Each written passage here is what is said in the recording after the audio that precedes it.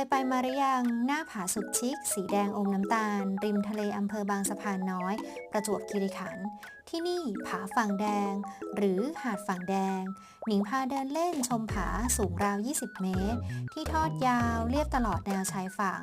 มีความสวยแปลกกว่าที่อื่นๆแถมมุมถ่ายรูปเก๋ๆเยอะมากตอนเช้าก็สวยแบบหนึ่งกลางวันสวยอีกแบบหรือตอนบ่ายก็สวยไม่แพ้กัน